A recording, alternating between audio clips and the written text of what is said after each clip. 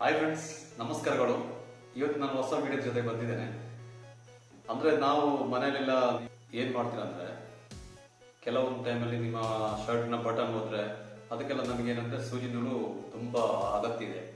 But ಸೂಜಿಗೆ ನಾವು ನೂಲು ಹಾಕೋಕೆ ತುಂಬಾ ಕಷ್ಟ ಪಡ್ತಾ ಇದ್ದೇವೆ. ಅಂದ್ರೆ ನಾವು ಅಂತಲ್ಲ, ಮನೆಯಲ್ಲಿ ನಿಮ್ಮ ಅಜ್ಜಿ ಆಗ್ಲಿ ಅಮ್ಮ ಆಗ್ಲಿ ಎಲ್ಲರೂ ಯಾರು ಮನೆಯಲ್ಲಿ ಯಾರು ಈ ಸೂಜಿ ನೂಲು ಕೆಲಸ ಮಾಡ್ತಾರ ಅವರೆಲ್ಲ ಕಷ್ಟಪಡ್ತಾರೆ. ಸೊ ಅದಕ್ಕೆ ನಾನು ಹೊಸದಾಗಿ ಒಂದು ಟ್ರಿಕ್ ಹೇಳ್ಕೊಡ್ತೇನೆ ನಿಮಗೆ. ಅದು ಯಾವ ರೀತಿ ಮಾಡೋದಂತ ನಾನು ನಿಮಗೆ ತೋರಿಸ್ತೇನೆ. ನನ್ನ ಜೊತೆಗೆ ಬಂದಿದ್ದೀನಿ. ಇವಾಗ ನೋಡಿ, ಮಾಮೂಲಾಗಿ ಈ ಸೂಜಿಗೆ ಈ ಥರ ನೂಲು ಹಾಕೋಕ್ಕೆ ತುಂಬ ಕಷ್ಟ ಇದೆ. ಅಂದರೆ ಇದು ಸ್ಟ್ರೆಂತ್ ಇಲ್ಲ, ಅದಕ್ಕೋಸ್ಕರ ಇದು ಹೋಗಲ್ಲ. ಇದರ ಒಳಗಡೆ ತುಂಬ ಕಷ್ಟಪಟ್ಟು ಮಾಡಬೇಕಾಗುತ್ತೆ, ಹೋಗ್ತಾ ಇಲ್ಲ. ಅದಕ್ಕೆ ಏನು ಮಾಡೋಣ ಅಂದರೆ, ಇವಾಗ ಸೂಜಿ ಇಡೋಣ. ಇದಕ್ಕೆ ನೋಡಿ, ನಿಮ್ಮ ಮನೆಯಲ್ಲೆಲ್ಲ ಈ ಥರ ಸಂಗೀಸ್ ಇರುತ್ತೆ. ಇದರಲ್ಲಿ ಒಂದು ಚಿಕ್ಕ ಸಂಗೀಸ್ ತೆಗಿಬೇಕು. ಇವಾಗ ನೋಡಿ, ಒಂದು ಸಂಗೀಸ್ ತೆಗಿದ್ದೀನಿ ನೋಡಿ. ಇದನ್ನು ಇವಾಗ ಈ ಥರ ಬೆಂಡ್ ಮಾಡಬೇಕು.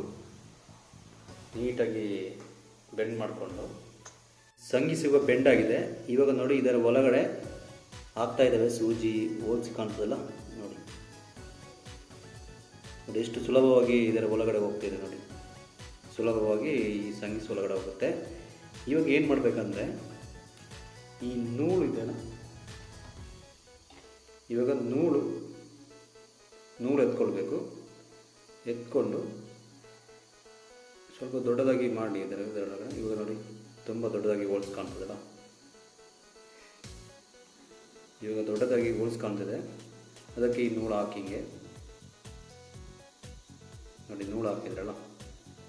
ಇವಾಗ ಏನು ಮಾಡಬೇಕಂದ್ರೆ ನೋಡಿ, ಇದು ಈ ಥರ ಇಲ್ಲಿ ಎಳೆದ್ರೆ ಆಯಿತು. ಇವಾಗ ಈ ಥರ ಎಳೆದ್ರೆ ನೋಡಿ, ಈ ನೂಲು ಸೂಜಿ ಒಳಗಡೆ ಹೋಯಿತು.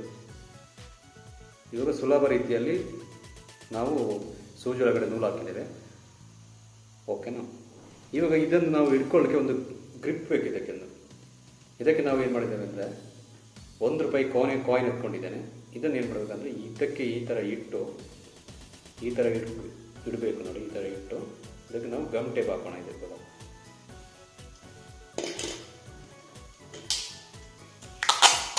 ಇವಾಗ ನಾವು ಗಮ್ ಟೇಪ್ ಹಾಕ್ತಿದ್ದೇವೆ.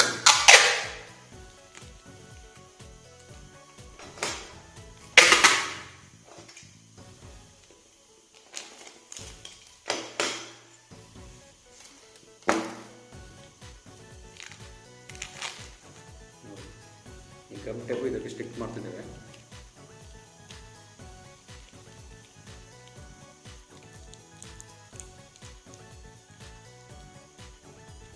ಇವಾಗ ನೋಡಿ, ಗಮ್ ಟೇಪ್ ಕಾಯಿನ್ಗೆ ಹಾಕಿ ಇಟ್ಟಿದ್ದೇನೆ. ಇದು ಗ್ರಿಪ್ ಆಯಿತು. ಇವಾಗ ನೀವು ಸುಲಭವಾಗಿ I know you told your friend you're not okay, and tell me what's wrong and why you never said you felt that way. And guess you're trying to stay strong and fake a smile until I look away. But I've known you too long, it hurts to watch your blue eyes fade to gray as you fade away, as you fade away. Yeah, I'm about to fade away, 'cause every time I wake up I feel like it's Monday. Something's going wrong with all the chemicals up in my brain. All of a sudden I don't look at anything the same way. Gotta build up of my thoughts sitting in an ashtray. I'm sorry that I'm so inconvenient, okay. ನಾನೊಂದು ಚಿಕ್ಕದಾಗಿ ನಿಮಗೊಂದು tricks ಹೇಳ್ಕೊಡ್ತಿದ್ದೇನೆ ಅಂತೇಳಿ. ಸಂಗೀಸೇ ಹಾಕ್ಬೇಕಂತೇನಿಲ್ಲ.